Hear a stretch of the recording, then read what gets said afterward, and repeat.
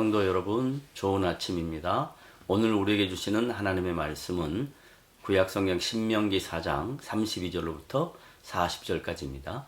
내가 있기 전 하나님이 사람을 세상에 창조하신 날부터 지금까지 지나간 날을 상고하여 보라. 하늘 이 끝에서 저 끝까지 이런 큰 일이 있었느냐? 이런 일을 들은 적이 있었느냐? 어떤 국민이 불 가운데서 말씀하시는 하나님의 음성을 너처럼 듣고 생존하였느냐? 어떤 신이 와서 시험과 이적과 기사와 전쟁과 강한 손과 편팔과 크게 두려운 일로 한 민족을 다른 민족에게서 인도하여 낸 일이 있느냐? 이는 다 너희 하나님 여호와께서 애굽에서 너희를 위하여 너희 목전에서 행하신 일이라. 이것을 내게 나타내심은 여호와는 하나님이시요 그 외에는 다른 신이 없음을 내게 알게 하려 하심이니라. 여호와께서 너를 교훈하시려고 하늘에서부터 그의 음성을 내게 듣게 하시며 땅에서는 그의 큰 불을 내게 보이시고 내가 불 가운데서 나오는 그의 말씀을 듣게 하셨느니라. 여호와께서 내 조상들을 사랑하신 고로 그 후손인 너를 택하시고 큰 권능으로 친히 인도하여 애굽에서 나오게 하시며 너보다 강대한 여러 민족을 내 앞에서 쫓아내고 너를 그들의 땅으로 인도하여 들여서 그것을 내게 기업으로 주려 하심이 오늘과 같으니라. 그런즉 너는 오늘 위로 하늘에나 아래로 땅에 오직 여호와는 하나님이시요 다른 신이 없는 줄 알아 명심하고 오늘 내가 내게 명령하는 여호와의 규례와 명령을 지키라. 너와 내 후손이 복을 받아 내 하나님 여호와께서 내게 주시는 땅에서 한없이 오래 살리라. 아멘. 오늘 본문에서 모세는 자신이 태어나기 전 하나님께서 온 우주 만물을 창조하신 분이심을 강조하고 있습니다. 하나님께서 모든 만물을 창조하신 목적과 그 목적을 이루시기 위하여 행하신 일들을 생각해 보라고 반문합니다. 이 세상의 모든 민족들 중 어떤 국민이 불 가운데서 말씀하시는 하나님의 음성을 너처럼 듣고 생존하였느냐라고 질문합니다.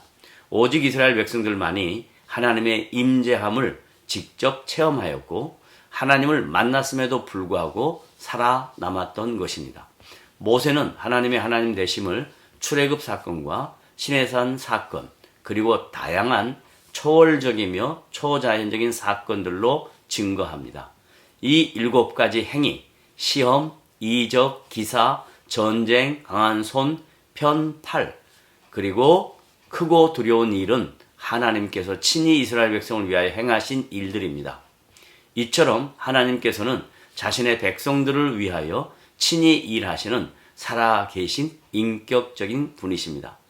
신약성경 에베소서 3장 20절로부터 21절에 보면 우리 가운데서 역사하시는 능력대로 우리가 구하거나 생각하는 모든 것이 더 넘치도록 능히 하실 이에게 교회 안에서와 그리스도 예수 안에서 영광이 대대로 무궁하기를 원하노라고 증거합니다.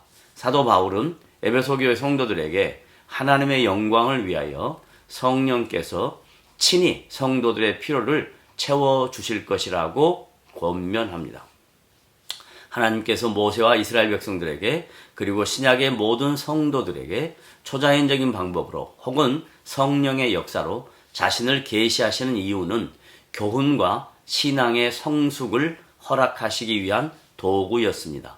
모세는 이스라엘 백성들이 하나님의 도구로 세워진 이유를 하나님께서 그들을 먼저 사랑하셨다고 강조합니다.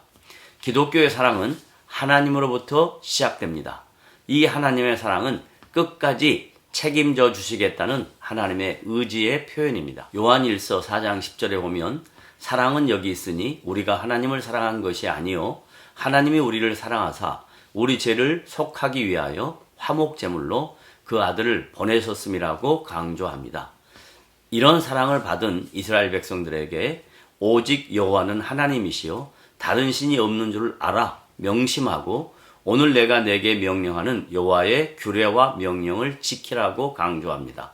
하나님은 눈에 보이지 않기에 그분의 사랑을 잊어버리는 경우가 허다합니다. 그렇기 때문에 하나님의 말씀을 지키라고 명령합니다. 하나님의 말씀을 지키는 것이 하나님과의 인격적 사랑을 유지할 수 있는 유일한 비결입니다.